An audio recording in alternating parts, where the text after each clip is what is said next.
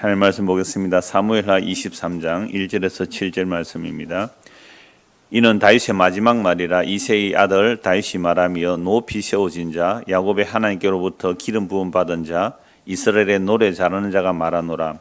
여호와의 영이 나를 통하여 말씀하시며 그의 말씀이 내 혀에 있도다. 이스라엘의 하나님이 말씀하시며 이스라엘의 반석이 내게 이르시기를, 사람을 공의로 다스리는 자, 하나님을 경외함으로 다스리는 자여, 그는 돋는 해의 아침빛 같고 구름 없는 아침 같고 비 내린 후에 광선으로 땅에서 우미 돋는 새풀 같으니라 하시도다. 내 집이 하나님 앞에 이같이 아니하냐? 하나님이 나와 더불어 영원한 언약을 세우사 만사에 구비하고 견고하게 하셨으니 나의 모든 구원과 나의 모든 소원을 어찌 이루지 아니하시리라. 그러나 사악한 자는 다 내버려질 가시나무 같으니 이는 손으로 잡을 수 없음이로다. 그것들을 만지는 자는 철과 창자루를 가져야 하리니 그것들이 당장에 불살르리로다 하니라. 아멘. 오늘 언약을 따라서 38번째 다윗 언약 8번째 시간입니다. 다윗을 제대로 보려면 한 달 아니라 1년을 해도 다 부족하죠. 그러니까 언약을 따라서 큰 징검다리를 이제 건너는 중인데요. 오늘 말씀 보면 23장 1절을 보면 이는 다윗의 마지막 말이라 그렇게 말씀하고 있습니다. 우리는 지난주에 살펴본 말씀은 다윗이 간음하고 살인했지만 뭘 몰랐어요? 자기 죄를 몰랐죠. 자기 죄를 몰랐죠. 여호와의 전쟁하는 충성된 우리야. 술이 취해도요. 왕이 술을 억지로 먹였잖아요. 술이 취해도 자기 아내에게 가지 않고 군인들과 함께 잠을 자는 그 충성된 우리야. 그를 자기의 간음죄를 덮어버리려고 우리아를 죽여버리잖아요. 자기 손에 죽음의 편지를 들어갑니다. 우리아가. 밀봉된 편지니까 요압 장군에 갖다 주니까 그 편지가 자기가 죽는 편지예요. 편지를 들었는데 이러면 가다가 중간에 떼봤으면 어떻게 할까요? 떼봤으면 이거 왕의 편지를 떼보면 죽음이거든요. 그러니까 왕의 밀봉된 편지를 들고 가는데 이 편지가 어떻게 해요? 자기 죽음의 편지예요. 우리나라도 그런 일이 많이 있었어요. 어떤 머슴이 편지를 들고 어디에 갖다 주라 그러는데 이 머슴이 아주 나쁜 머슴 같으면요, 편지 받는 사람 죽이라 그러는데 글도 모르는 머슴이 들고 가거든요. 근데 우리아가 이 편지를 들고 와서 요압장에 주는데 이게 무슨 편지예요? 자기 죽음의 편지를 들고 가서 요압장에 주잖아요.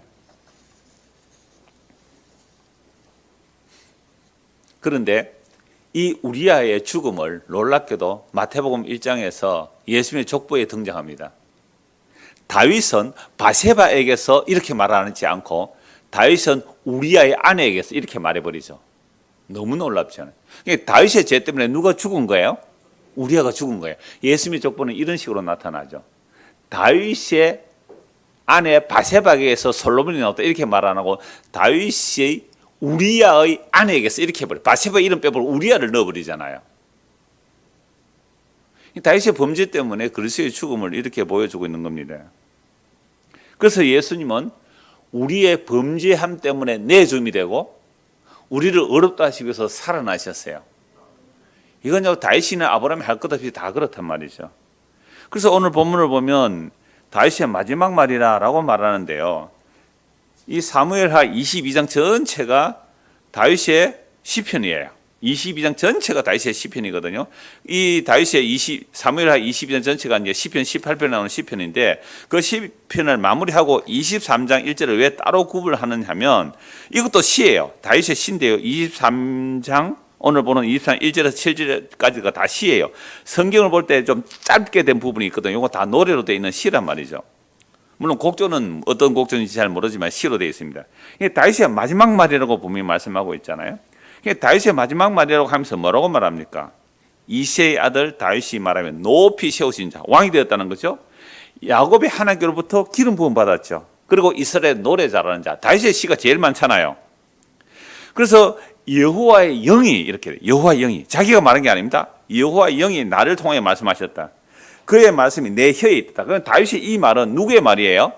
하나님의 말이죠. 여호와의 영이 내 혀에 임하여 내가 이 말을 했다라고 말하면서 이스라엘의 하나님이여 말씀하시며 이스라엘의 반석이 내게 이르시기를, 사람을 공의로 다스리는 자, 하나님을 경외함으로 다스리는 자여, 그는 돋는 해의 아침빛 같고 구름 없는 아침 같고 비 내린 후에 광선으로 땅에서 우미 돋는 새 풀 같으니라 하시도다. 여러분, 지금 다윗이 조금 전에 지난주에 본 말씀이 뭐예요? 뭐 했던 사람이에요? 간음하고 살인한 사람이잖아요. 그런데 자기가 어떻게 한다고요? 공의로 다스렸대요. 그죠? 공의로. 아니, 공의로 다스리는 게 그 짓을 해요? 하나님을 경외함으로 다스렸대요. 하나님을 경외한 게 그렇게 간음하고 살인해요? 그리고 돋는 해처럼 맑고 쾌청한 구름 한 점 없는 그 아침빛 같고 비 내린 후에 그 빛 같고 땅에서 움직이던 새풀 같다. 이건 자기를 말하는 거예요. 하나님의 영이 임하여 그리스도를 증거하는 거예요. 하나님의 영이 임하여 그리스도를 증거하는 거예요. 이 다윗 자기 노래 아닙니다. 어디 감히 이런 노래를 해요, 자기가? 나는 깨끗합니다. 나는 공의로 다스립니다. 나는 하나님의 경외함으로 다스립니다. 나는 구름 한 점 없는 아침빛 같습니다. 이건 자기의 통치의 스타일이 자기 통치 모습이 아니잖아요. 자기는 간음하고 살인하고 났을 때에 나단 선지가 책망할 때 뭐라고 말합니까? 나는 엄마 뱃속부터 죄인이었고 살아온 게 다 죄뿐이었습니다. 하나님의 기름 부음 받음으로 뭔가 뭐 잘한 일이 있다면 그건 내가 아니요 하나님의 은혜가 한 것입니다라는 고백을 할 수밖에 없잖아요. 그러니까 다윗의 마지막 말이 자기는 완벽하다는 식으로 말하지만 이거 그리스도의 영이 임하여 그리스도를 증거합니다. 그래서 베드로전서 1장 11절을 보면 구약의 선지자들, 다윗도 선지자잖아요. 구약의 선지자들이 그리스도의 영에 의하여 그리스도가 어떻게 고난을 받으실까, 어떻게 오신과 고난과 죽음과 부활을 그리스도의 영이 임한 구약의 선지자들 다 예언해 놓은 거예요. 그러니까 다윗이 지금 하나님의 영에 의하여 이런 노래를 부른 것은 자기를 칭찬하는 게 아닙니다. 어떻게 자기가 하나님을 경외함으로 공의롭게 백성을 다스려나요? 안 그랬잖아요. 그러니까 이 노래는 장차 그리스도의 다스림을 내다보고 하는 거죠. 그래서 5절입니다. 내 집이 하나님 앞에 이같지 아니하냐. 자기 집이 이랬다고요. 아니 어떻게 자기가 이런 말을 할 수 있어요? 그러니까 이건 뭐 때문에 이런 말을 할 수 있느냐 이 말입니다. 5절 보세요. 내 집이 하나님 앞에 이같지 않냐. 그러니까 자기 집, 다윗의 집이 이렇다는 거죠. 뭐라고요? 사람을 공의로 다스리고 하나님을 경외함으로 다스리고 도는 해의 아침빛 같고 구름 없는 아침 같고 비 내리는 후에 광선 같고 땅에서 우미 도는 새풀 같다. 신선함, 깨끗함, 정의롭고 공의로움, 죄가 하나도 없으면 그런 시적 표현 아닙니까? 다윗의 나라가 이래요. 다윗이 간음하고 살인한 이후에 자기 자식들 안에 일어나는 온갖 죄악들을 보십시오. 결코 이럴 수 없는데 5절에 내 집이 하나님 앞에서 이같지 아니하냐. 여러분 성경 읽을 때 이게 이상하게 보여야 돼요. 왜 이렇지? 왜 다윗이 이런 소리 하지? 자기 죄도 모르나? 라고 의문을 가질 수 있어야 돼요. 그런데 왜 이렇게 말할 수 있느냐 하면 이건 그리스도의 영이 임하여 그리스도께서 하실 일을 미리 말한 것이고 또 그리스도의 영이 임하여 그리스도를 믿는 자들에게는 하나님께서 보실 때 어떻게 해주신다고요? 이렇게 봐주신다는 거죠. 그게 나와 더불어 영원한 언약을 세우사. 결국 이 말씀하기 위함이었군요. 하나님께서 다윗에게 영원한 언약을 베풀어 주시죠. 영원한 언약을 세우셔서 다윗이 어떠함에도 상관없이 하나님의 언약을 세우셨다는 거죠. 그래서 만사에 구비하게 하고 견고하게 하셨으니 이는 모든 구원과 나의 모든 소원을 어찌 이루지 아니하시리라. 하나님께서는 나에게 하실 그 영원한 언약을 반드시 이루셔서 나로 하여금 어떤 사람을 만들어내신다는 거예요. 정말 돋는 해의 아침빛 같고 구름 없는 아침 같고 비 내린 후에 광선 같고 우미 돋는 새풀 같은 그 신선함, 새로운 피조물로 창조해 주신다는 것을 믿는 거예요. 시편 51편에도 주여 내 안에 정직한 영을 창조하사 새롭게 해달라고 노래하거든요. 그러니까 다윗이 이런 노래를 부르는 것은 내가 그리스도 인하여 새로운 피조물이 되어야 됩니다. 새로운 창조물이 되어야 됩니다. 그래서 내가 완벽한 그리스도의 신부로서 내가 하나님의 백성으로서 온전함을 영원한 언약 때문에 내가 믿습니다라는 고백이에요. 오늘부터 똑같은 고백을 하는 것이잖아요. 우리가 허물고 죄로 죽은 자로서 여러분 명절 지나면서 이런 명절을 준비하고 또 명절을 지나면서 우리의 어떤 인간관계를 한번 보십시오. 누구는 나한테 인사를 하고 누구는 인사를 안 하고 여러분들이 인사를 하고 안 하고 뭐의 기준이에요? 어떤 사람의 전화라도 한 통 하고 뭐 전화도 한 통 안 하는 그 기준이 누구에게 있는 거예요? 나에게 있잖아요. 나에게 잘해줬으면 좋은 사람이니까 선물도 하나 해주고 미운 사람 같으면요 전화도 안 하고요. 전화 어떻게 차단해버리고 우리 그러지 않아요? 저도 어제 저녁에 그냥 우리는요 진짜로 간단합니다. 전화 한 통 인사했어요. 뭐 누나 형님 있으니까 어제 저녁에 전화한테요. 한 가정에 30초 이상 안 넘어갑니다. 30초 이상 안 넘어가요. 잘 있나 잘 있다. 그래 잘 있거라. 다음에 보자. 끝. 진짜 30초 안 끝나가요. 큰 누나 작은 누나 형님 그렇게 얘기하고. 자 막내가 하나 있는데 막내가는 조금 좀 길었어요. 그것도 뭐 몇 분 안 걸려요. 의미 없는 거예요. 뭐가 의미 있어요? 잠시 잠깐 있다가 사라질 관계들 아닙니까? 제가 오늘 그 기도 순서를 안 넣고 제가 기도하면서 제가 기도한 내용이 시작할 때와 제가 기도한 두 번 한 게 같은 이야기예요. 예수님께서 뭐라고 말씀하셨어요? 예수님께서 복음 전하고 있을 때에 어머니하고 형제들이 예수님을 잡으러 왔어요. 왜? 귀신 들렸다고 미쳤다고. 그래서 사람들이 예수님, 당신의 어머니와 당신의 동생들이 왔습니다. 뭐라고 말씀하세요? 예수님께서 누가 내 어머니며 누가 내 동생들이냐? 내 어머니와 내 동생들은 여기 하나님의 뜻대로 하는 이들이다. 그러니까 예수의 말을 듣는 자들이 예수님의 어머니고 예수의 동생들은 예수의 가족이에요. 그러니까 성경은 이런 말씀을 하고 있는 거죠. 성경이 이런 말씀을 하고 있는 겁니다. 그래서 다윗의 마지막 말이라고 하는데요.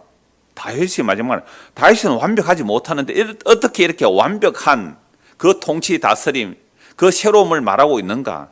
이건 무엇 때문이라고요? 무엇 때문이라고요? 5절에 내 집이 하나님 앞에 이같지 아니하냐? 하나님이 나와 더불어 뭘 세웠다고요? 영원한 언약을 세우셨기 때문에 만사의 모든 일에 구비하고 견고하게 하셨으니, 그러니까 간음조차도 그 살인조차도 이건 영원한 언약을 바라보고 영원한 언약을 절대적으로 믿게 하시려는 하나님의 만사에 구비하시고 견고하게 하셨으니 나의 모든 구원과 나의 모든 소원 어찌 이루지 아니하시랴. 이야, 놀라운 찬송이죠. 이건 다윗 자기의 행위를 가지고 말하는 게 아닙니다. 하나님의 영원한 언약 때문에 나를 완벽하게 의롭고 거룩한 사람으로 만들어 주실 거다. 누구를 통하여? 그리스도를 통하여. 그래서 다윗은 장차 천년 뒤에 오실 그리스도를 미리 바라보았다고. 성령이 그리스도께서 주께서 주에게, 예수님께서 그렇게 말씀하잖아요. 다윗이 그리스도를 보고 내 주라고 고백했는데 어떻게 그리스도가 다윗의 후손이 되겠냐. 이건 다음 주에 한 번 더 볼 거예요. 신약에서. 그리스도 다윗이 성령의 감도로 그리스도를 주라고 했다는 거죠. 그러니까 다윗은 장차 천년 뒤에 오실 그 그리스도를 성령하여 나의 주님이라고 고백했다고요. 나의 주님, 내가 당신 때문에 나는 의롭고 완벽해집니다. 당신 때문에 나는 완벽한 구원을 받습니다. 이 노래를 했다고요. 이게 다윗의 뭐라고요? 마지막 말이에요. 마지막 말. 근데 이 말을 안 믿는 자들, 이 고백이 없는 자들, 이 은혜가 없는 자들 어떻게 된다고요? 6절 7절 보십시오. 그러나 사악한 자는 다 내버려질 가시나무 같으니 이는 손으로 잡을 수 없음이로다. 그것들을 만지는 자는 철과 창자루를 가지하리니 그것들이 당장에 불살리리로다. 그러니까 영원한 언약을 우습게 여기고 비방하고 믿지 않는 자들은 다 사악한 자입니다. 그들은 다 내버려질 가시나무 같아요. 그들은 다 불살라질 거다라고 말씀하고 있는 겁니다. 그래서 이 다윗의 마지막 말이라고 했는데 마지막이 아니에요. 사실은 23장 1절에서 7절까지 마지막 말이라고 했는데 8절부터 또 뭐가 나와요? 다윗의 용사들이 나옵니다. 그래서 39절까지 다윗의 용사들이 쭉 소개되고요. 그 다음에 24장으로 사무엘하가 끝이 나고, 그 다음에 열왕기상에서는 이제 다윗이 늙어서 솔로몬을 왕으로 세우고 죽는 걸로 끝이 나는데요. 다윗의 말이 끝났다. 다윗의 마지막 말이라는 것은 시로 말한 것이 끝이 나고, 그 다음에 이 사무엘하의 24장이 또 나온단 말이죠. 그래서 뭐 어떤 주석에는 이걸 부록이다, 별책 부록처럼 부록이다, 다윗의 부록이다 그러는데요. 저는 이렇게 봤어요. 다윗의 마지막 말이라고 하고 또 24장을 기록한 이유가 뭘까? 왜 하나님의 영원한 언약 외에는 소망이 없는지. 그러니까 지금 이 사무엘하 23장에 다윗의 마지막 말이라고 하는데, 마지막 말이라고 하기 이전에 무슨 내용들이 나와요? 다윗의 전생애가 나오잖아요. 그러니까 전생애가 다윗은 훌륭한 왕인 줄 알았는데 간음하고 살인하는 죄인이더란 말이죠. 그 사건을 알고 나서 다윗은 처절하게 자기 죄를 고백하게 되죠.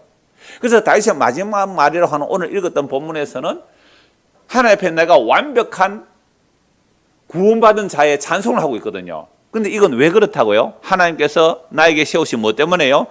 영원한 언약 때문에. 영원한 언약 때문에. 자, 이렇게 해서 말이 끝났으면 되는데 왜 또 인구 다윗의 신하들 목록이 나오고 24장이 나오는가? 이 24장은 또 다윗의 죄를 고발하고 있거든요. 그러므로 영원한 언약 앞과 뒤를, 영원한 언약이라는 그 다윗의 노래, 마지막 말은 다윗의 노래 앞과 뒤에 다윗의 범죄가 있다는 것을 통하여 왜 우리는 영원한 언약 외에는 달리 소망이 없을까? 이거 또 보여주는 거죠. 24장 1절을 한번 보십시오. 24장 1절입니다. 여호와께서 다시 이스라엘을 향하여 진노하사 그들을 치시려고 다윗을 격동시키사 가서 이스라엘과 유다의 인구를 조사하라 하신지라. 그럼 이런 말씀 읽을 때 이상하게 들립니까? 아니면 이상하게 보입니까? 아니면 당연하다고 보입니까? 아니, 여호와께서 다시 이스라엘을 향해 뭐 하셨다고요? 진노하사. 하나님이 진노하셨어요. 그리고 그들을 뭐 하려고요? 치려고 다윗을 격동시키시다 가서 이스라엘과 유다의 인구를 조사하라 하신지라. 그럼 다윗이 인구조사가 벌 받는데요, 인구조사를 누가 한 거예요? 그러면 누가 시킨 거예요? 하나님이 시켜가지고 이스라엘을 치려고 진노하셨대요. 여러분, 이런 하나님이 이해되세요? 우리 정보당시에 한번 질문해 봅시다. 여러분들에게 지금 목사님 숙제를 줍니다. 우리 교회 교인이 몇 명일까? 인구조사하세요. 유치부부터 유초등부 주일학교 인구조사해라고 제가 여러분 시킨 거예요. 인구조사로 시켰어요. 무지나 허리 펴라, 허리. 덩어리 쭉 펴라, 이렇게 쭉 펴라. 옳지. 옳지. 너도 나처럼 덩이 굽으면 돼. 이렇게 하세요. 쭉, 어깨 쭉 펴세요. 무지나 우리 교회 교인들 한 몇 명쯤 될 것 같니? 대략. 에? 한 100명? 저도 잘 몰라요, 정확히. 여하튼 100명 넘습니다. 그럼 인구조사 해야 돼, 인구조사라. 그 인구조사하고 이걸 가지고 하나님께서 온 이스라엘 백성을 심판하시겠다는 걸. 이해가 안 되잖아요. 아니, 다시 한번 읽어볼까요? 여호와께서 다시 이스라엘을 향하여 진노하사, 하나님이 진노하셔 그들을 치려고 다윗을 격동시키사 가서 이스라엘과 유다의 인구를 조사하라 하신지라. 이래가 인구조사해가지고 7만 명 죽거든요. 그러면 하나님께서 이스라엘을 향해 진노하신다. 이상하잖아요. 그리고 또 이스라엘을 치려고 다윗을 막 격동시켜서 야, 인구조사해야 되겠다. 인구조사해야 되겠다. 물론 다윗은 왜 인구조사해야 되겠는지 몰랐어요. 자기 마음에 막 인구조사 해봐야 되겠다. 우리 교인 몇 명이고 지금 와 부모 많이 했다. 인구조사 해봐라. 이렇게 헤아리고 싶었단 말이에요. 그래서 했는데 이걸 누가 하게 했다고요? 하나님이. 그래서 하나님께서 이스라엘을 진노하셔서 심판하시겠대요. 이해되십니까? 이거 하나님이 뭐 폭군도 아니고 말이죠. 뭐 이런 하나님이 다 있어요? 이런 하나님을 믿는다고요? 하나님 이럴 수 있습니까? 아니, 다윗이 죄를 지으려면 죄를 못 짓게 하든지, 아니면 하필 왜 그때 여자가 보입니까? 하필 왜 그때 한숨 자고 저녁 때 일어나서 왕궁을 거니는데 하필 왜 그때 왜 마침 그때 바세바가 또 모욕한다고 설치고 있어요 그때? 아니, 모욕을 좀 그럼 하나님께서 좀 가려주시든지, 아니면 비를 많이 내려서 아예 안 보이게 하든지, 다윗을 잠을 좀 더 재우시든지. 아니, 전능하신 하나님 같으면 그렇게 하실 수 있어요 없어요? 있잖아요. 그러면 되는데 왜 그렇게 상황이 만들어져요? 그러려고는 하나님께서 막 벌 주고 말이죠. 다윗의 마음의 중심을 보시려고요? 맞죠? 다윗의 마음의 중심을 보려고 그런 상황을 만드니까 다윗은 뭐밖에 안 해요? 그렇죠. 우리도 지금 그런 다윗과 같은 짓을 안 하고 있는 것은 그런 뭐가 안 된 거예요? 상황이 안 됐을 뿐이에요. 그런 상황이 안 됐고 그런 상황이 주어져도 우리는 못해요. 왜요? 권력도 없고 돈도 없어가지고. 그런 상황인데도 어떻게 내가 마음에 그 여자 데리고 오라 하면 누가 뭐 데려다 줄 사람이 있어요? 아무도 없어요. 그래서 안 데려다 줘서 못하고 있는 거예요, 여러분들. 중고등학생들. 이해되시죠, 여러분들? 이 정도는, 그죠? 무지개 봐. 그렇다고. 우리가 죄를 안 지어서, 못 짓는 게 아니고요. 그런 상황이 안 돼서 그랬을 뿐이에요. 마음은 원의로 돼? 돈이 없고, 권력이 없어서 바람을 못 필 뿐이에요. 별거 있는 줄 아세요? 그래서 세계에 복권이 있는 나라들요, 복권 당첨된 사람들 치고 제대로 사는 사람 거의 없대요. 복권 당첨된 사람은요, 제일 먼저 뭐 한다고요? 이혼. 제일 먼저 이혼. 그 다음에 좋은 차. 그래 하다가 다 망한 사람이 한두 사람이 아니에요. 오히려 복권 당첨되기 전보다 훨씬 비참하고 더 살기 힘들어지는 것이 거의 대부분이에요. 거의 대부분이래요. 그러니까 우리는요, 이만큼 사는 것도 뭐라고요? 제가 늘 말씀드려요. 이만큼 사는 것도 뭐예요? 과분한 은혜예요. 과분한 은혜. 그런데 우리는 과분한 은혜를 모르고 맨날 뭐예요? 부족하다 부족하다 그러고 있잖아요.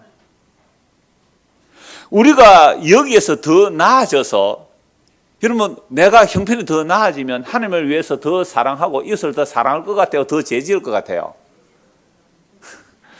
하나님, 나 안 그래요. 내 돈 더 줘보세요. 하나님 위해서 멋지게 쓰고요. 이웃을 위해서 멋지게 쓸게요. 나 100억 줘보세요. 내가 50억 쓸게요. 50억은 지하고요. 미친 인간이지, 이게. 이게 도둑놈 심보죠? 우리는 성경이 말하고 있어요. 다윗이 권력 가지고 부자가 되고 나니까요, 하는 짓이 이 꼴 아닙니까? 그래서 처절하게 자기 죄를 깨닫게 돼요. 그래서 오직 하나님의 언약 외에는 나는 소망이 없다고 고백한 것이 다윗의 마지막 말이거든요. 그 시편 사무엘 23장을 앞두고 앞에는 다윗의 그 범죄, 그 뒤에 다시 인구조사라는 이 다윗의 범죄를 또 드러내는 거죠. 그러면 하나님께서 다시 24장 1절 보십시오. 여호와께서 다시 이스라엘 향하여 진노하사 그들을 치시려고 다윗을 격동시키사 가서 이스라엘과 유다 인구를 조사하라 하신지라. 그럼 하나님께서 이스라엘 향하여 진노하시는 것이 정당합니까? 부당합니까?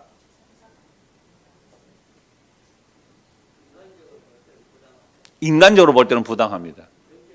영적으로 볼 때는 정당합니다. 맞죠? 자, 하나님은요, 요거 한번 찾아봅시다. 원고는 없는 건데, 시편 7편 11절 한번 보십시오. 시편 7편 11절입니다. 시편 7편 11절입니다.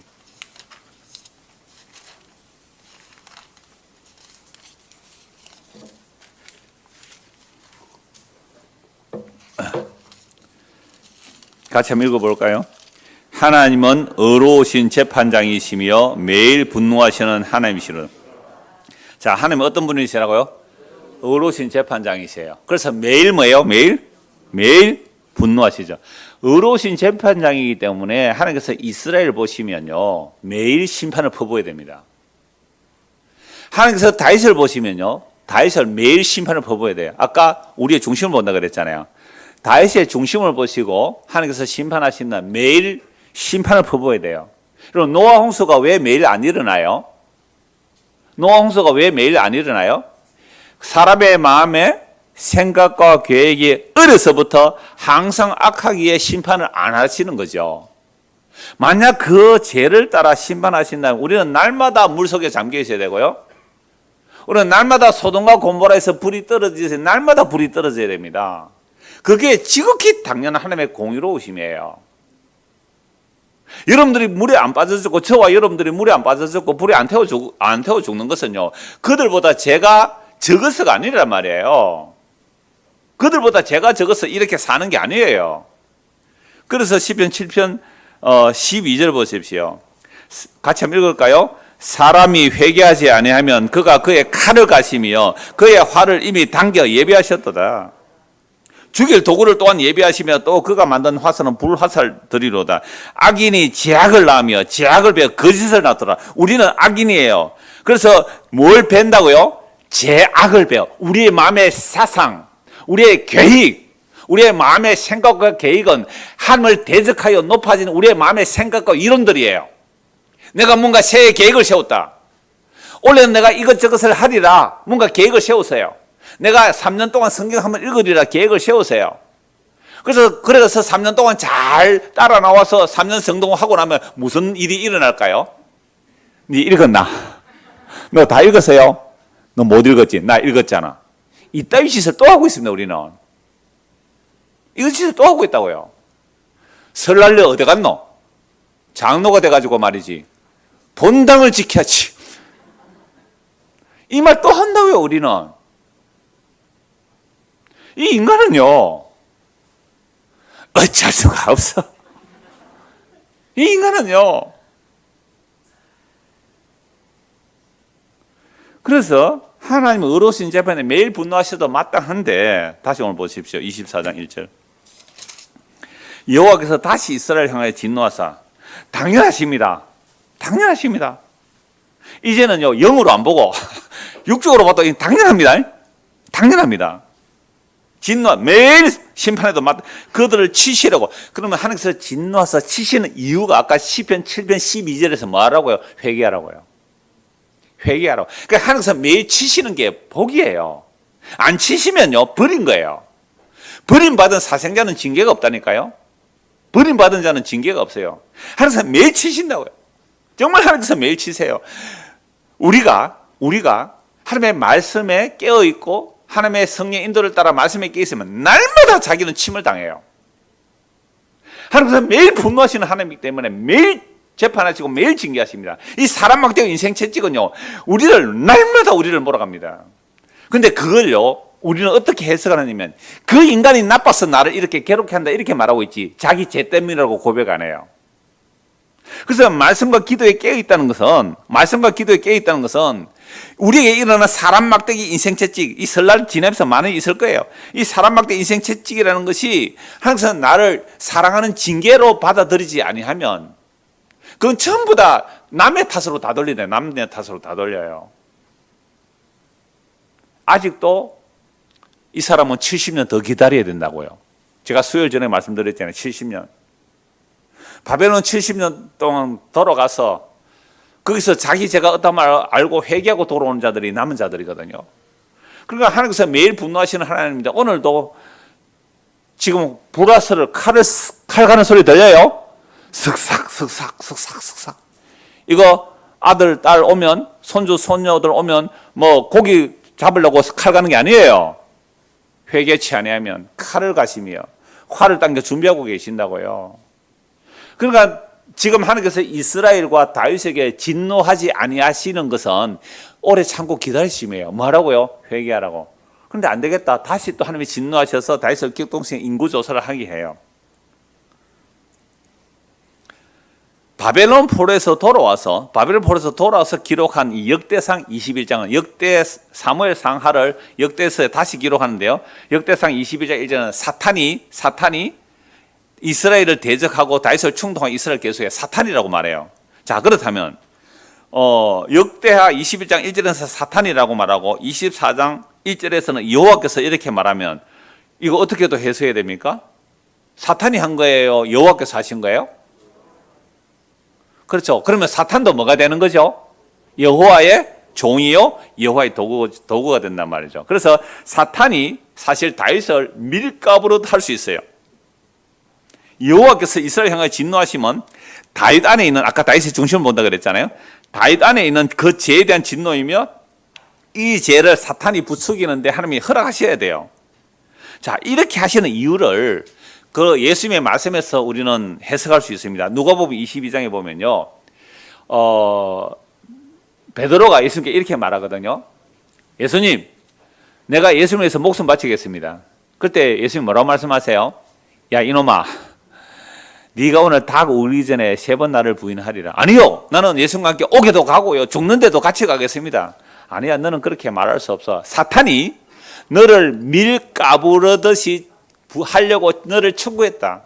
그러나 내가 너의 믿음이 떨어지지 않도록 내가 너를 기도했다라고 말씀하고 있거든요. 그러니까 다윗도 사탄이 뭐 할 수 있어요? 밀 까부르듯이 갖고 놀 수 있는 거죠. 베드로도 사탄이 밀 까부르듯이 갖고 논단 말이에요. 여러분들 밀 까부른다는 건 뭔지 알아요? 하영이? 밀 까부르다 예상에 알아요? 키질. 여러분 옛날에 나중에 가서 인터넷 검색해 보세요. 요새는 구박사한테 물어보면 알 거예요 아마. 키즈라는 게 이렇게 키라고 이 밀가부르듯이 안에 밀이 있으면 이 키를 가지고 밀을 탁탁 흔드는 거예요. 알곡은 안으로, 쭉대기는요 밖으로 범서가 있어요. 쭉 알곡은 안으로 키질 하면, 그래 키질 얼마나 밀이, 알곡은 안으로, 껍데기는 밖으로 이렇게 난 키질이에요. 그러니까 사탄이 밀가부로 하려고 청구했다는 거죠. 그러니까 다윗도 베드로도 사탄이 갖고 놀면 그냥 갖고 놀 수 있다는 거죠. 그러나 예수님이 베드로의 믿음이 떨어지지 않도록 베드로에서 기도하고, 다윗이 하나님의 영원한 언약 때문에 영원히 멸망받지 않도록 예수님이 지금 기도하시는 거잖아요. 그래서 다윗도 베드로도 뭘 고백하는 거죠? 나는 사탄이 마음대로 갖고 놀 수 있는 연약한 죄인이지만 우리 하나님의 영원한 언약이, 예수님의 기도가, 그 예수님의 십자가 보혈의 능력이 나를 영원히 견고하게 하나님의 언약에 묶고 갑니다. 요 말을 하는 게 전도예요. 이게 바울의 전도예요. 우리가 얼마나 엄청난 죄인인지, 주께서 심판하신다면 날마다 홍수가 쏟아져, 날마다 소돔과 고모라 불이 쏟아져야 되는 거죠. 그런데 주께서 오래 참으세요. 그런데도 이놈들이 정신 못 차리면 주께서 사탄을 동원해서라도 징계를 내리는 거죠. 심판을 하시는 거죠. 그래서 그 심판을 통하여 비로소 뭘 깨닫는다고요? 주여, 이건 내 죄입니다. 주님, 이건 내 죄입니다. 이 이스라엘 백성은 뭘 잘못했습니까? 인구조사는 내가 한 것인데요, 내가 잘못했습니다. 용서해 주세요. 이러는 거예요. 이게 24장 전체의 내용입니다. 그래서 24장 전체를 다 읽어야 사실은 좋은데요, 2절에서 4절까지만 보겠습니다. 24장 2절에서 4절. 이에 왕이 그 곁에 있는 군사령관 요압에게 이르되, 너는 이스라엘 모든 지파 가운데로 다니며 이제 단에서부터 브엘세바까지, 이스라엘 전체를 말하는 거죠, 인구를 조사하여 백성의 수를 내게 보고하라 하니, 요압이 왕께 아뢰되, 이 백성이 얼마든지 왕이 하나님 여호와께서 100배나 더하게 하사 내 주 왕의 눈으로 보게 하시러 원하나이다. 그런데 내 주 왕은 어찌하여 이런 일을 기뻐하시나이까 하되, 왕의 명령이 요압과 군대 사령관들을 재촉한지라 요압과 사령관들이 이스라엘 인구를 조사하려고 왕 앞에 물러나. 자, 인구조사하라 하니까 요압은 딱 눈치를 챘어요. 이 왕이 왜 인구조사를 할까? 하나님이 금하시는 일인데, 물론 민수기 자체는 인구조사하는 책이에요. 출애굽한 인구조사, 40년 뒤에 인구조사 나오잖아요. 민수기는 그렇고 또 출애굽에도 인구조사 또 나와요. 그것은 성전세를 바칠 성인을 조사하기 위해서 인구조사했거든요. 그런데 여호와의 전쟁에 나갈 군인의 숫자를 조사하라는 거 한 번도 없어요. 그리고 지금 다윗이 인구조사한 것은, 이제 여호와의 전쟁은 사람의 숫자나 무기에 있지 않느냐 한데, 이미 요나단과 다윗을 통해서 그걸 말씀드렸습니다. 근데 지금 다윗이 이제 왕이 되고 이스라엘 전체의 왕이 되고 적들을 다 물리치고 나니까 군인들이 많이 늘어났죠. 그래서 자기 힘을 과시하고 싶은 거예요. 여호와의 전쟁은 여호와 이름으로 하는데 자기 전쟁은 자기 군인의 숫자로 하는 거예요. 그러니까 교회 목사도 마찬가지예요. 여러분들도 마찬가지고요. 우리가 신앙생활을 한다는 것은 사람의 숫자나 이들의 어떤 돈을 보고 어떤 비전을 세우는 게 아니에요. 사람이 두세 사람이라도 주의 이름으로 가는 것이죠. 이게 여호와의 전쟁이거든요. 그런데 사람들은 사람 많으면 뭔가 일 될 줄 알고 그렇게 일을 추진해 간다면, 이건 다윗이 인구조사한 것과 똑같아요. 제가 오래전에 설교할 때 그 얘기했잖아요. 제가 청년 때에 학생의 자치를 만들었어요. 주일학교 자치를 만들었어요. 주일학교 자치 만들어서 자기들이 뭔가 사업 계획을 세우고 하라고 하는데요, 제가 그 옆에 앉아 있었거든요. 그러니까 이제 학생들이 회장이 뭐 이렇게 하자 하니까, 어버이날이 가까이 오니까 우리 주일학교 학생들이 부모님들에게 꽃을 하나 달아드리자 뭐 그랬어요. 그때 한 100여 명 정도 교인이 됐는가 그랬을 거예요. 그러니까 어떤 아이가 손을 딱 들더니, 회장님, 그런데 우리 돈이 없어요 이러는 거예요. 돈이 없어요. 그 목사 아들이었어요. 그래서 제가 그 옆에서, 야, 돈은 걱정하지 말고 회의를 해봐라 그랬어요. 그러니까 보세요, 초등학생이라도 뭐가 없어서 못하겠다고요? 돈이 없어서 못하겠다고요? 이게 우리들의 모습이잖아요. 그게 다윗이 인구조사한 것은 나의 군사력이 얼마나 될까 이걸 조사한 거죠. 조사를 다 끝나고 나서요, 인구조사가 무려 하니까 이스라엘에 80만 명이고 유다에 50만 명, 130만이 어마어마하게 됐죠. 그러니까 인구조사 했다는 것 자체가 하나님께서 아브라함, 이삭, 야곱의 네 후손을 하늘에 별같이 많게 하리라 그 약속 안 믿은 것이고, 그 다음에 여호와의 전쟁은 사람의 손에 의한 것이 아닌데 자기 힘을 조사한 것이죠. 이게 유혹이며 이게 시험인 줄 다윗은 인구조사할 때는 몰랐습니다. 근데 인구조사하고 나서 알아요. 10절 보십시오. 다윗이 백성을 조사한 후에 그의 마음에 자책하고 다윗이 여호와께 아뢰되 내가 이 일을 행함으로 큰 죄를 범하였나이다. 여호와여 이제 간구하옵나니 종의 죄를 사하여 주옵소서. 내가 심히 미련하게 행하였나이다 하니라. 그럼 다윗이 인구조사하기 전에 이게 죄인 줄 알았어요? 몰랐어요? 몰랐어요. 근데 인구조사하고 나니까 죄인 줄 알았어요. 이게 하나님께서 다윗을 격동시켜 인구조사하게 하신 이유는 아까 말씀하신 것처럼 다윗 네 안에 있는 그 마음을 드러낸 거예요. 오늘 우리에게 어떤 환경과 상황이 좋아지면요, 하나님을 사랑하고 이웃을 사랑할 것 같아요? 더 자기를 사랑할 것 같아요? 그럼 한 세 사람밖에 대답 안 해요. 나머지는 하나님 돈 좀 주고 있어. 그러면 내가 하나님을 위해서 이웃을 위해서 잘 쓸 겁니다. 택도 없는 소리입니다. 인간의 마음을 아직도 몰라서 그래요. 그러니까 이 하나님께서 격동시켜 인구조사하고 나니까 죄를 깨달았죠. 주여 내가 큰 죄를 범하였습니다. 주여 용서해 주십시오. 내가 너무너무 미련하게 했습니다. 그때 갓 선지자가 오죠. 갓 선지자 11절 다윗이 아침에 일어날 때에 여호와의 말씀이 다윗의 선견자 된 선지자 갓에게 말하되 다윗에게 그러면 벌을 내가 세 가지 주겠다. 그 중에 하나를 택하라. 이 이스라엘 땅에 기근이 7년 동안 있을 것이냐, 또 네가 적들에게 쫓겨서 3개월을 쫓겨 다닐 것인가, 아니면 사흘 동안 전염병이 있을 건가, 이를 하나를 선택하라. 여러분 뭐 택하고 싶어요? 7년 기근, 이거 나라 다 망합니다. 7년 기근요, 엘리야 때는 3년 반 기근인데요, 엘리사 때는 7년 기근이거든요. 이건 다 죽는 거예요 사실은. 그 다음에 내가 적들에게 3개월 쫓겨 다니는 것, 그 다음에 사흘 동안 전염병이 있는 것, 여러분 뭐 택하겠어요? 다윗이 이렇게 말해요.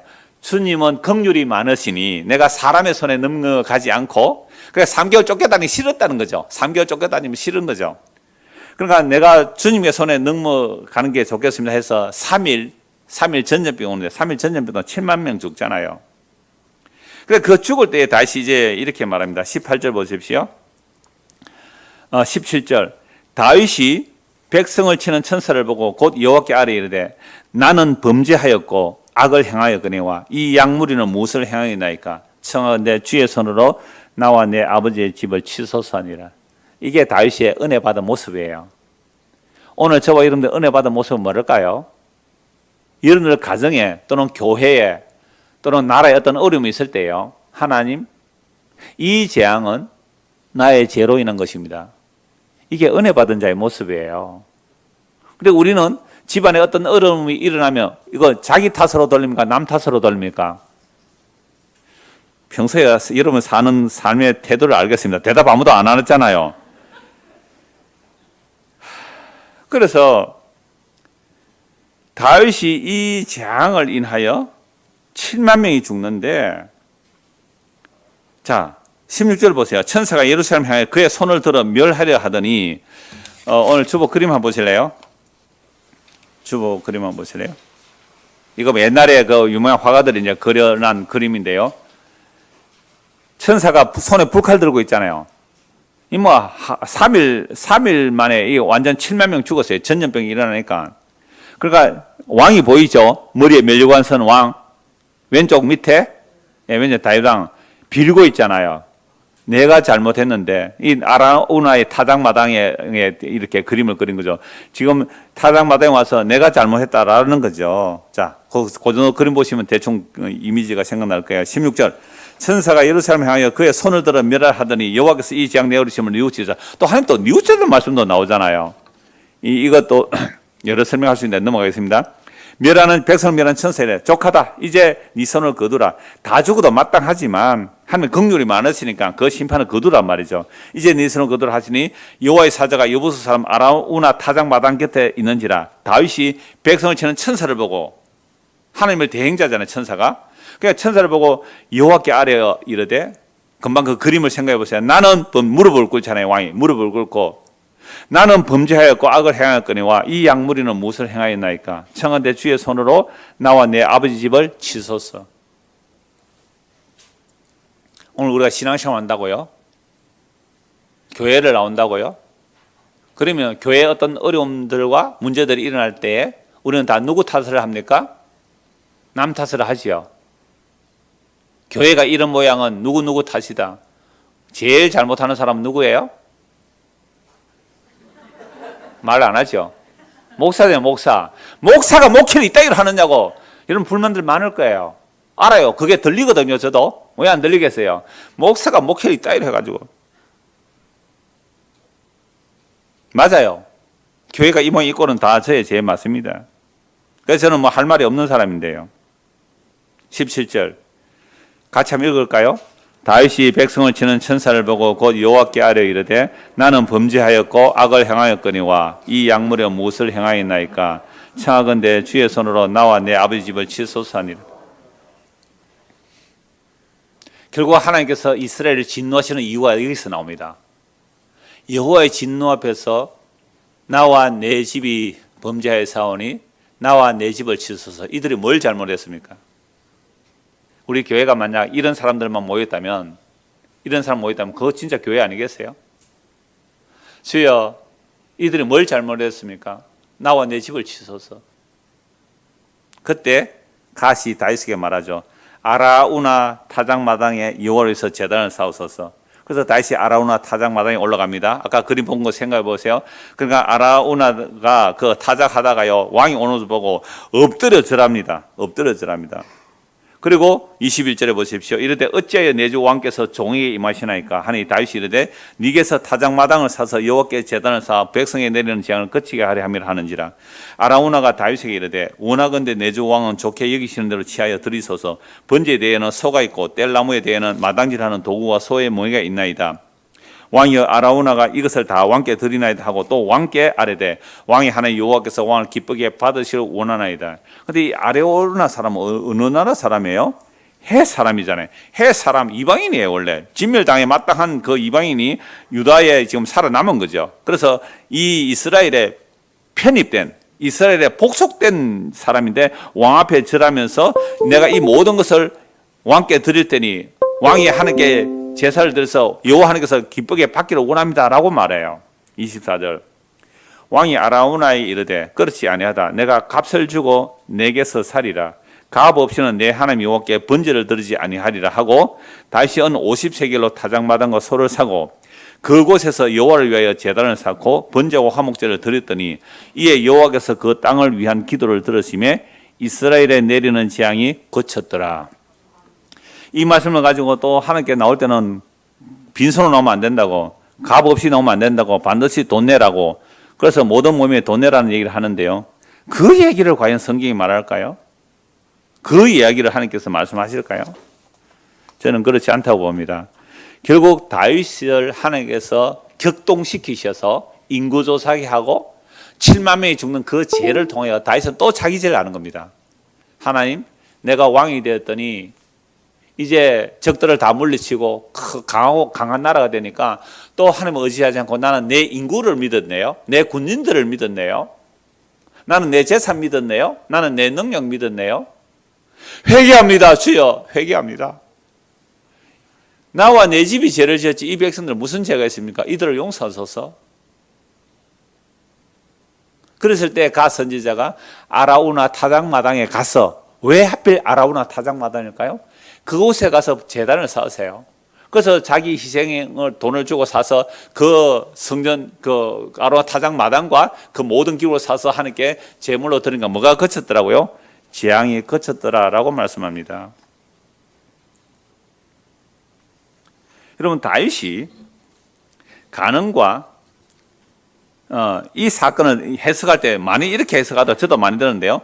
타작마당과 그 소를 돈을 주고 샀듯이 우리도 값없이 안 되기 때문에 우리의 죄가 용서받으려면 반드시 뭐 해야 된다고요? 값을 치러야 된다라고 말을 하면서 헌금을 하라 이런 식으로 얘기를 많이 하는데요.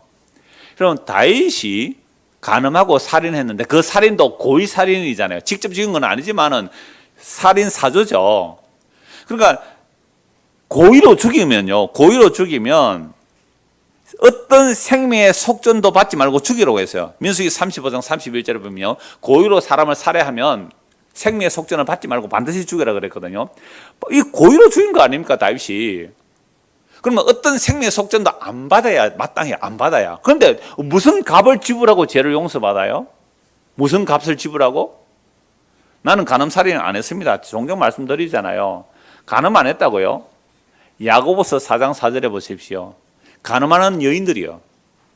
그 어떤 분이 또 밑에 남자들이요. 간음하는 여자들과 남자들이요. 여러분 교회는요 여자거든요. 그러니까 교회가 예수님 사랑하면 전부 간음하고 있어요. 간음하는 여자들이요. 세상과 벗대고자 함이 하나님과 운수됨을 알지 못하느냐. 여러분 세상과 벗대고 싶은 마음이 있어요, 없어요? 세 사람이 있고 나머지는 다 세상과 벗대고 싶은 마음이 하나도 없는 것 같죠? 세상과 벗대고자 하면 아니에요. 세상과 벗대고자 함. 그거 간음하는 거거든요. 살인은요. 미워하면 살인하고 성경이 분명히 말씀합니다. 사람을 미워하는 것은 살인이라고요. 그럼 우리는 어떤 생명의 속전도 낼 수가 없고 생명의 속전 받지 말고 죽여버리라 그랬죠. 죽여버리라. 왜? 우리는 고의로 미워하고 살잖아요. 고의로. 어떤 사람은 고의로 미워해요. 고의로 간음하고 있잖아요. 그런데 어떻게 내가 대가를 지불하러 용서를 받느냐 이 말입니다. 그러므로 다윗은 자기의 대가를 지불함으로 용서받은 게 아니고 아까 사무엘하 23장에서 본 대로 무엇 때문에요? 영원한 언약 때문에. 다윗이 목동일 때 그를 왕으로 세우시고 하나님께서 다윗에게 영원한 왕위를 허락한다고. 그 왕위가 그리스도거든요. 그래서 예수 그리스도의 희생으로 자기가 용서받는 것을 아라우나 타작마당에서 확인시키는 겁니다. 그래서 아라우나 타작마당에 어떤 곳이 알아야 되는데요. 창세기 22장 2절 말씀 보시면요. 창세기 22장 2절 찾읍시다. 창세기 22장 2절입니다.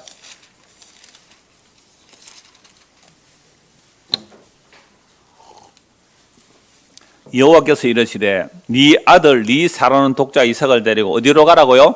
모리아 땅으로 가서 내가 네게 일러준 한 산 거기서 그를 번제로 드리라.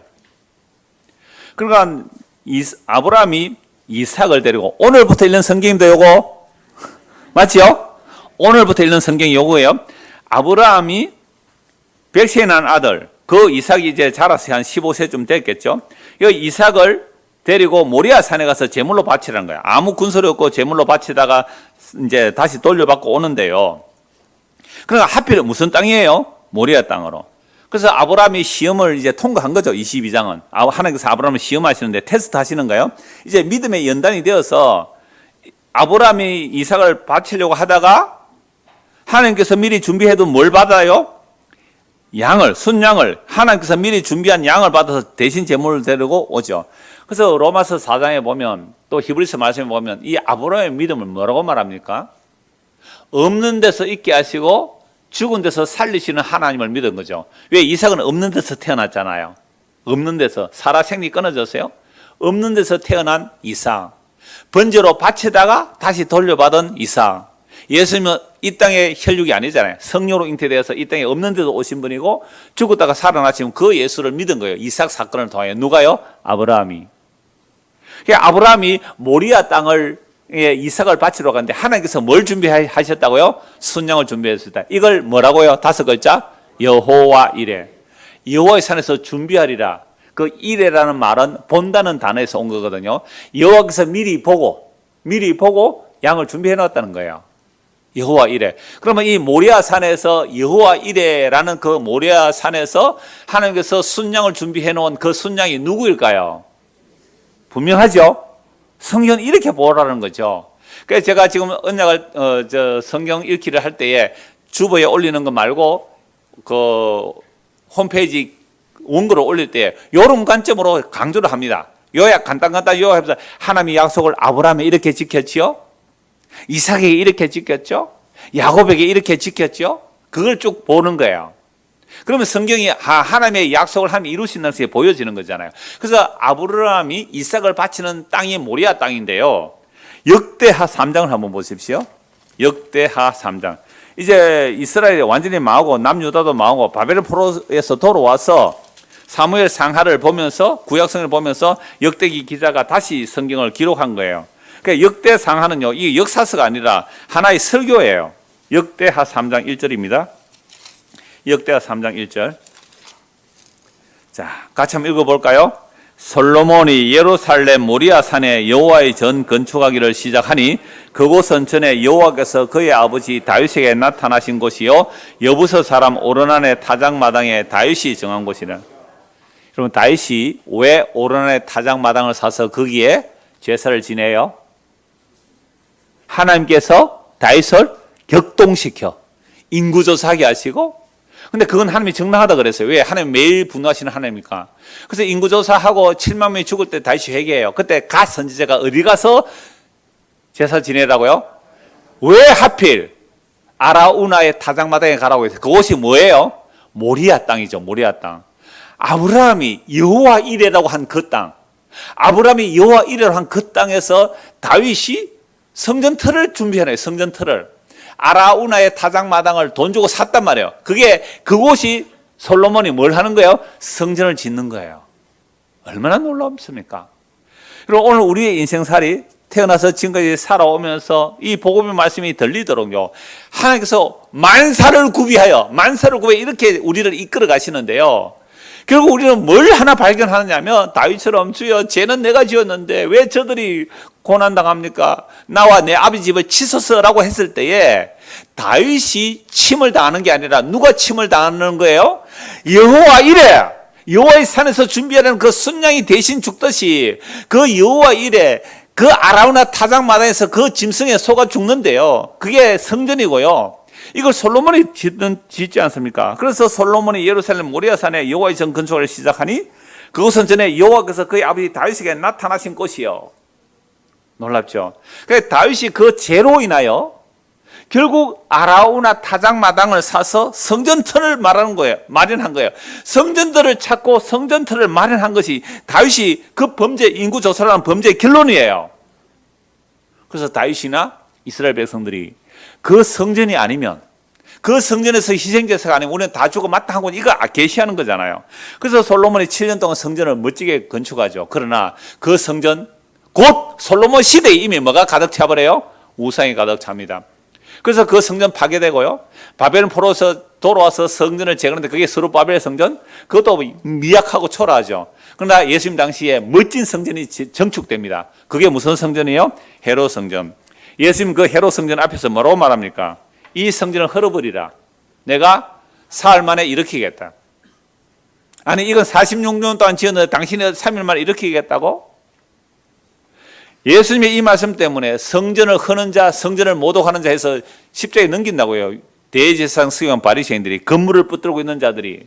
근데 성령 오고 나니까요, 예수님이 성전을 헐고 3일 만에 세운다는 것은 자기의 죽음과 부활을 말하구나. 그래서 진짜 성전은 뭐예요? 예수 그리스도가 성전이죠. 그러면 아브라함이 모리아 땅에서 제사 지내고, 다윗이 아라우나 타작마당을 사고, 그 아라우나 타작마당에 솔로몬이 성전을 지은 그 모든 내용들은 누구를 말하는 거예요? 예수 그리스도. 그 예수 그리스도가 솔로몬의 죄도 용서하고 다윗의 죄도 용서하고 아브라함의 죄도 용서하는 거예요. 오늘 우리의 죄도 용서하는 거죠. 그래서 로마서 4장 22절 25절에 이렇게 말씀합니다. 그러므로 그것이 그에게 의로 여겨졌느니라. 그에게 의로 여겨졌다 기록된 것은 아브라함만 위한 것이 아니요 의로 여기심을 받을 우리도 위함이니 곧 예수 우리 주를 죽은 자 가운데서 살리신 이를 믿는 자니라. 예수는 우리가 범죄한 것 때문에 내줌이 되고 또한 우리를 의롭다 하시기 위하여 살아나셨느니라. 이게요, 바울 사도가 아브라함 얘기하고 다윗 얘기해요. 아브라함이 아무 일한 것도 없이 하나님의 약속을 믿음으로 의롭다함을 받았다. 다윗도 아무것도 일한 것이 없이 의롭다함을 받았다. 그런데 다윗은 뭐까지 했어요? 간음하고 살인했지 않느냐. 그래서 시편 32편을 인용하면서 불법이 사함을 받고 그 죄가 가려움을 받는 자는 복이 있고 주께서 그 죄를 인정치 아니할 자, 정죄하지 않는 자는 복이 있도다. 여러분, 예수 믿으면 우리의 죄를 정죄를 안 해요. 정죄라는 것은 죄를 정하는 거거든요. 죄를 정하면 지옥 가야 돼요. 그 정죄를 누가 대신 담당해요? 예수님 자신이, 하나님 자신이 담당해요. 그게 모리아 산에서 아브라함이 이삭을 바치면서 보았던 그리스도예요. 다윗이 아라우나 타작마당에서 희생제사를 드리면서 장초실 그리스도가 대신 죽어야 함을 다윗이 본 거예요. 솔로몬이 성전을 건축하면서 그것을 본 거예요. 아브라함도 다윗도 솔로몬도 바울도 베드로도 오늘 우리도 우리의 범죄한 것 때문에 예수님이 십자가에서 자신을 내주셨어요. 우리의 범죄한 것 때문에 내줌이 되고 우리를 의롭다 하시기 위해서 살아나셨어요.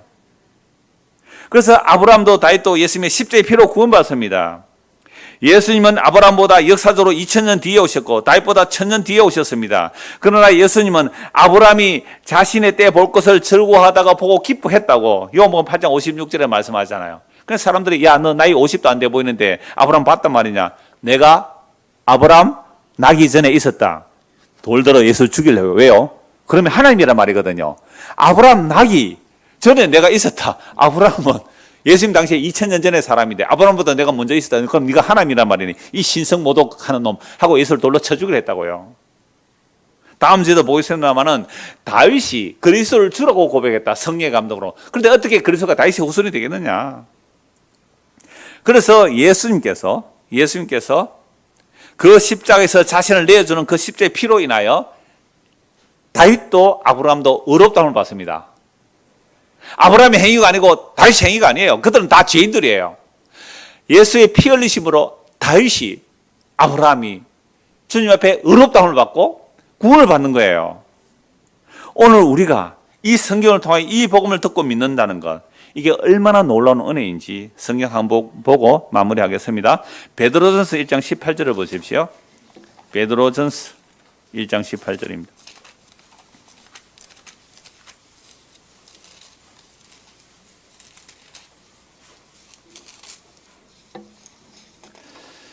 베드로전서 1장 18절 너희가 알거니와 너희 조상이 물려준 헛된 행실에서 대속함을 받은 것은 음이나 금같이 없어질 것으로 된 것이 아니요 오직 흠없고 점없는 어린 양 같은 그리스도의 보배로운 피로 된 것이라.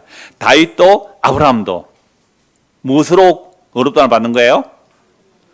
금이나 은이나 없어질 것으로 된 게 아니에요. 그래서 다윗이 아라우나 타작마다 은 50세를 샀다, 값을 지불했다, 그 얘기가 아니에요. 그걸로 구원 못 받아요. 흠없고 점없는 뭐요? 어린 양 같은 그리스도의 보배로운 피를 믿은 거예요. 그래서 아라우나 타작마당을 사서 제사를 드린 것은 예수를 믿었다 이 말입니다. 20절 그는 언제부터요? 창세전부터. 놀랍잖아요. 예수님은 창세전부터 알려지신 바 되었으나 이 말시에 너희를 왜 오늘 우리를 왜 나타나신 바 되었나니 너희는 그를 죽은 자 가운데서 살리시고 우리의 범죄 때문에 내줌이 되었죠. 그게 죽음이잖아요. 살리시고 우리를 없다 이렇게 살아나셨어요. 로마서 4장 25절 예수는 우리가 범죄한 것 때문에 내줌이 되고 또한 우리를 의롭다 하시기위해서 살아나셨느니라. 이게 21절 너희는 그를 죽은 자 가운데서 살리시고 죽음으로 우리가 용서되고 그가 살아나면 우리가 의롭다는 받잖아요. 그 영광을 주신 하나님을 누구를 통하여 믿어요? 그리스도로 말미암아 믿는 자니 너희 믿음과 소망이 하나님께 있게 하려 함이라. 우리의 믿음과 소망이요 하나님께 있어야 돼요. 제가 아까 득담했잖아요. 광고 시간에.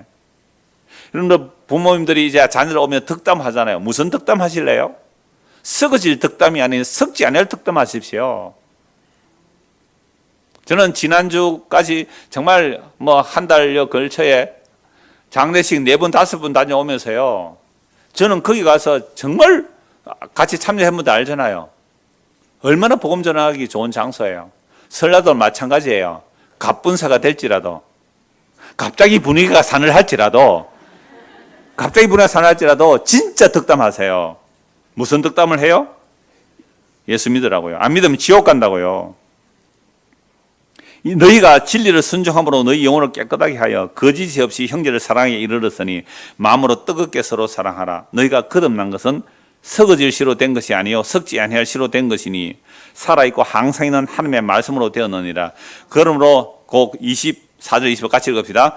그러므로 모든 육체는 풀과 같고 그 모든 영광은 풀의 꽃과 같으니 풀은 마르고 꽃은 떨어지되 오직 주의 말씀은 세세토록 있도다 하였으니 너에게 전한 복음이 곧 이 말씀이니라. 아멘. 설날이라고 금이 환양을 꿈꾸죠. 우리들은 비단의 옷을 입고 멋있게 고향으로 찾아가고 싶잖아요. 그런데 그런 성공을 못하는 사람은 고향도 못 찾아가고 그러잖아요. 그런데 우리가 갈 영원한 본향, 영원한 하나님 나라는 우리가 만들어 입은 옷으로는 결코 못 갑니다. 주께서 보내주신 의의 세마포 옷, 그걸 자기가 재단하고 막 데코레이션하고 보석 붙이면 못 들어가요.